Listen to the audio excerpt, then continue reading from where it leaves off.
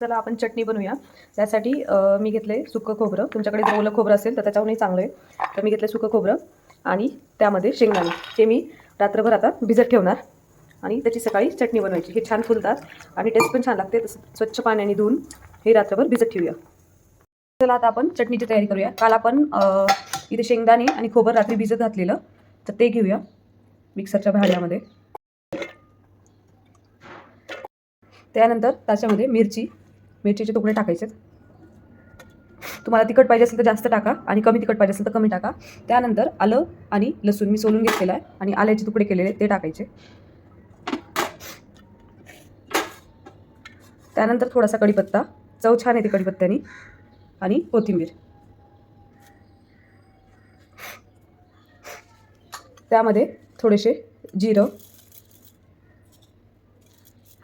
थोडीशी चव छान येण्यासाठी 2-3 काजू टाकायचे. त्या काजूनी अजून छान टेस्ट येते चटणीला.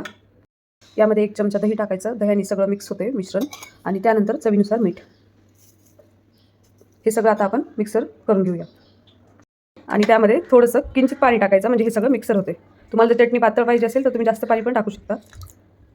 आता आपण सगळं मिक्सर करून घेऊया. चला, अजून थोडं पाणी टाकून परत एकदा मिक्सर करायचं. थोडी पातळ होते. तर चटणी किती छान प्रकारे तयार झाली आहे.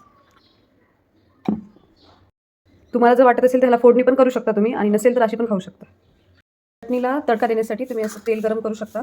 तेल चांगलं कडक होऊ द्यायचं. त्यानंतर थोडीशी मोहरी, जिरे आणि बेडगी मिरची टाकून घ्यायची. त्यानंतर हे सगळा तडका आपण चटणीमध्ये मिक्स करून घेऊया आणि त्याला असं छान प्रकारे हलवून घ्यायचं.